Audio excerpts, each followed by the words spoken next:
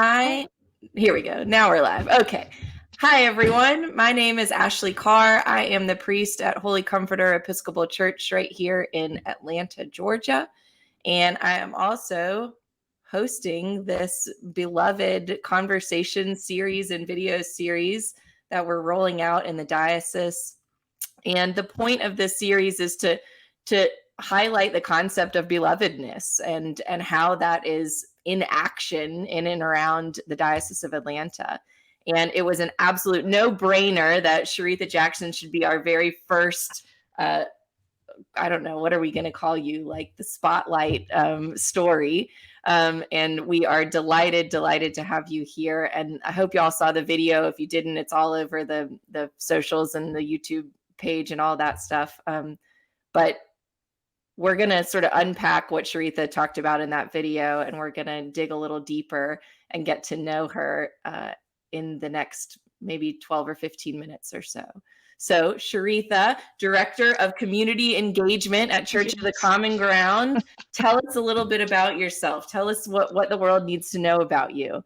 Oh my goodness. First and foremost, thank you for inviting me into this space and inviting me to participate in this series. As you just shared, I am the Director of Community Engagement at Church of the Common Ground, which means that I wear many hats, but I serve some pretty amazing people here in the city of Atlanta. And we create spiritual community for those who are experiencing homelessness in Atlanta. And let me tell you, when the word beloved comes up, that's exactly what I think about our community members here at Church of the Common Ground. So thank you for the invitation, Ashley. Oh gosh, thank you. Thank you so much for being with us. So let's dive right in. First question, heavy hitter. Okay. Talk to us about your understanding of what it is to be beloved in and around this world. What is beloved to Shereetha? That's it. Yeah, beloved is really and truly right now, presently, I define beloved with the community members that I see day to day at Church of the Common Ground, and sitting and being in that space, learning names and drinking coffee. I stake my reputation on coffee in this city. Jokingly, again, like I said, I wear many hats, and so street barista is one of those, and I'm very proud of it. And so really and truly, when I sit down and I have coffee with someone and they tell me how good it is, and we make a holy roller, which, by the way, if you are ever in downtown Atlanta, come in and connect with us, Ashley, and I will make you a holy roller myself if you're into it. I'm there. And it's in that conversation, just kind of bridging the gap with someone who slept outside last night, and for them to make space and have a conversation and share their story and laugh, or maybe even shed a tear, but to trust me enough to have that moment, that's beloved to me. So I love that. It sounds like, creating space for those beloved moments to happen with beloved people, right? I mean, and especially particularly in your context, with people who are often overlooked and disregarded, and if they are seen, they're kicked out of wherever they are. So it's incredibly important to do that work in that context. Yes. So you talked a little bit in the video about how you kind of came to the Episcopal Church. You're drawn to the Episcopal Church because of for a lot of reasons, I'm sure, but one of the reasons is because of the work that Dr. Catherine Meeks is doing around having uncomfortable conversations about race. And I'm curious about if you can sort of unpack that a little bit and talk to us about maybe some concrete examples of times when you've seen that happen in the Episcopal Church, for better or worse, I guess. Yeah, well, so I came to the Episcopal Church through the Episcopal Service Corps program, and I'm going to be honest with you, I didn't know exactly what I was getting myself into. First and foremost, when I had that realization that we take communion every every time. Yes. Like, this isn't just a one-off. Like, this is every single time there's a sacrament. First of all, what is a sacrament, right? And so, deep dive, did a year of discernment with the Episcopal Service Corps with All Saints Atlanta Project, and I ended up sticking around. And part of that looked like connecting with Dr. Meeks, Mhm. and at that time, it was the Commission for Right. Dismantling Racism, Right. and I ended up participating in an event.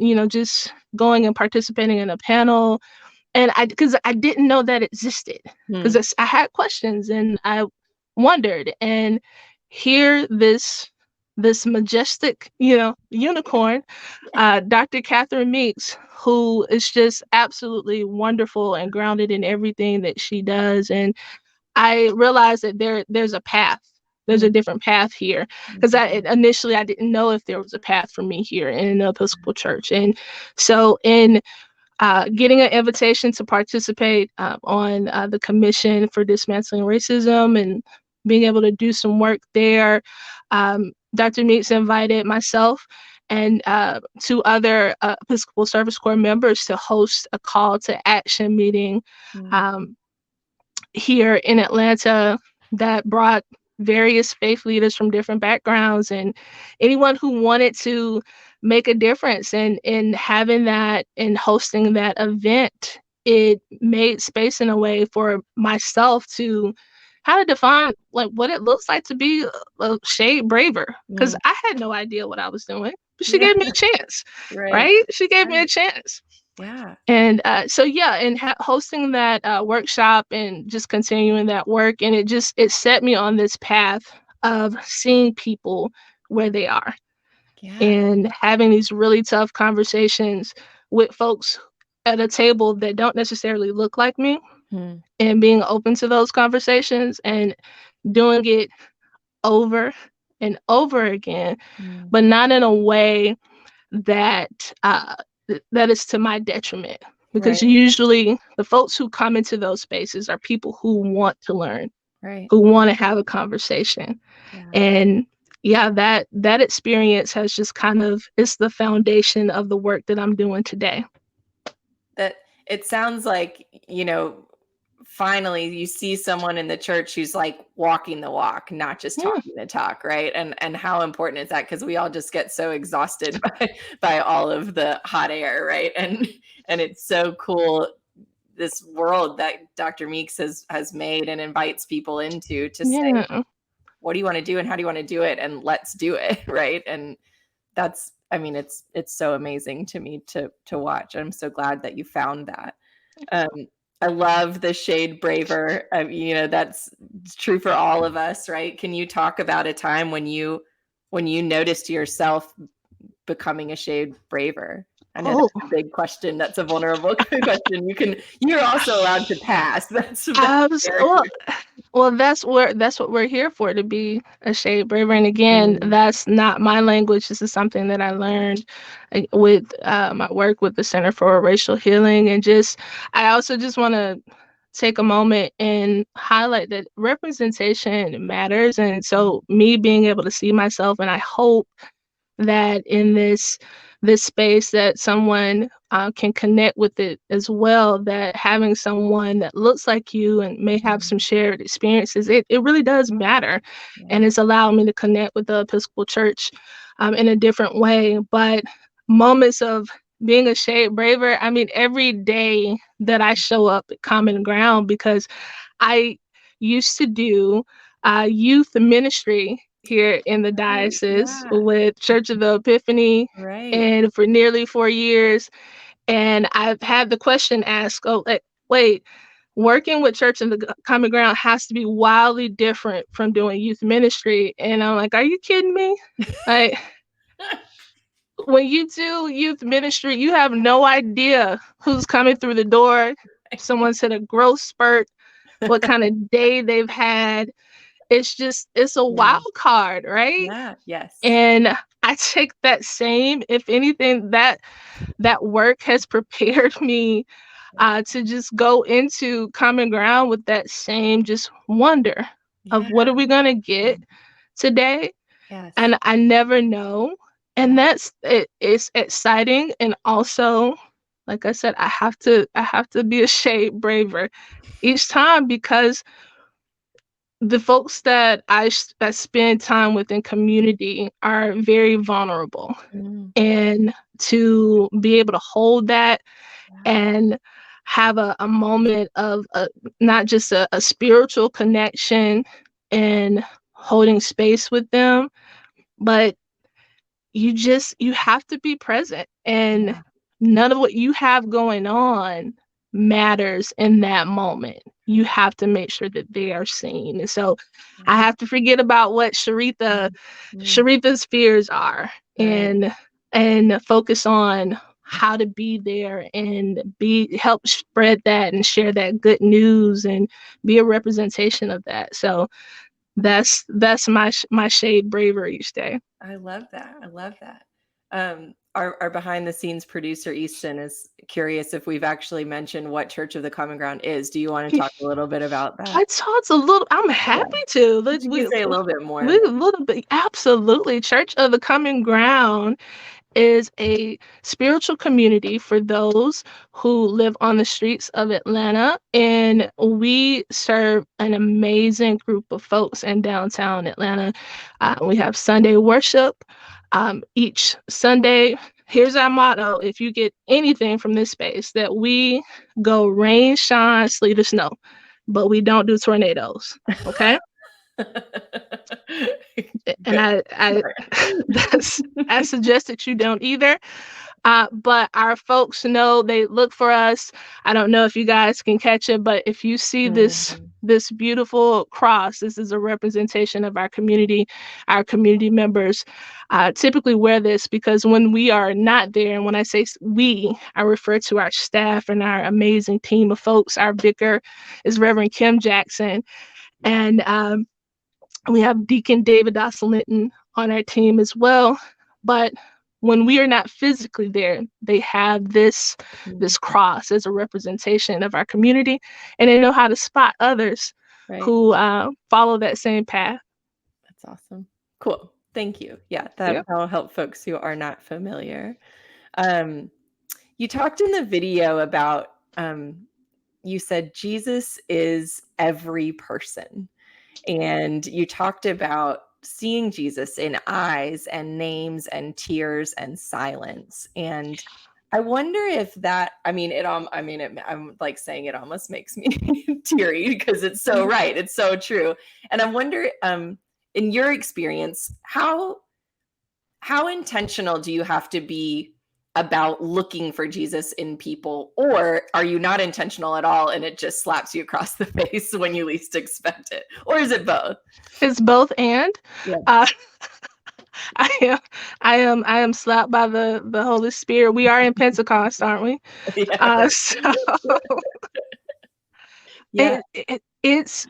I used to, before I found my path, and I'm still figuring out what that path looks like, right? We just Sure. kind of, show up and try to be spirit led as much as possible.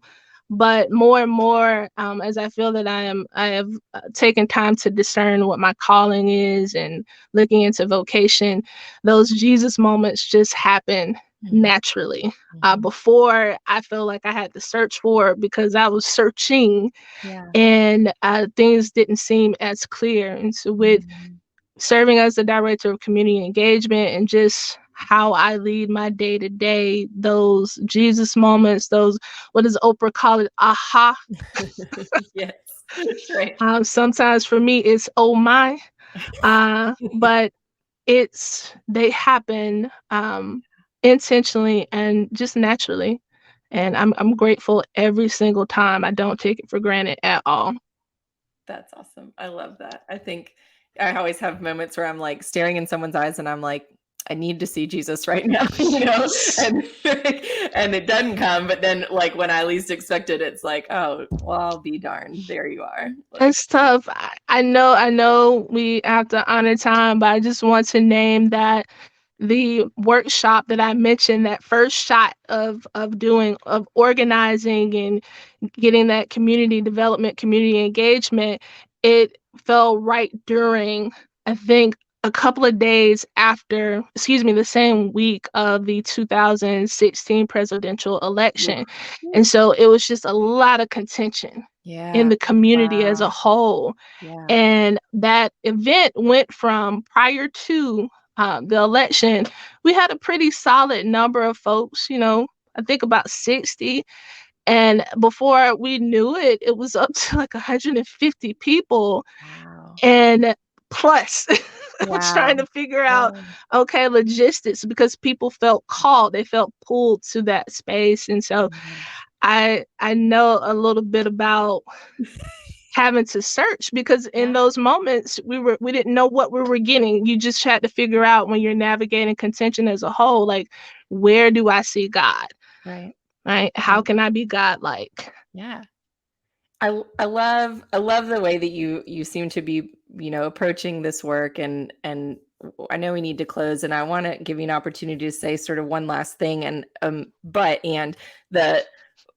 sort of last piece in the video that really hooked me was your use of the word strive. And that's in our baptismal covenant, and it's such a dynamic word, and I wonder if you can just talk about that word and how that fits into the work that you do, and then we'll close out. Sure thing. Listen, what we operate on at Common Ground, in a space in which life hits you hard, right, is that God honors our striving. That's it. And I'm very transparent. On my way into the office some days, or on my way to Woodruff, I have to strive quite a bit when I'm in traffic. It's Atlanta. So God honors our striving, but I like to add to that, a personal motto of mine is to add on that, and to look at thriving as well. Usually we focus on not just striving, but surviving as like our default. We got to survive. And so I encourage folks to lean into thriving more so, because it changes your perspective on how to address the day. Because when you're thinking about just surviving, it's bare minimum. But I believe that we are in a space where we are meant to thrive. And so I send that same energy into our community members. I send it to you, Ashley. I send it to everyone that's connecting with this piece of just put more love into the world, put more peace, and also remember to thrive. Yes. Oh, I love that. What a perfect way to end this conversation. Thrive, thrive, thrive. I think that's awesome. Shereetha, thank you so much for giving us your very valuable time, making the video, and being here tonight. We are so, so, so grateful for your story. And y'all go see the Jacksons down at Church of the Common Ground, and all the good people down there. It is an absolutely life-altering experience to go and worship in that community. I can tell you from personal experience. So go and do that. Encounter the living God in a different way. Strive and thrive however you can. Y'all, thank you so much. We'll see you next time. Shereetha, thank you.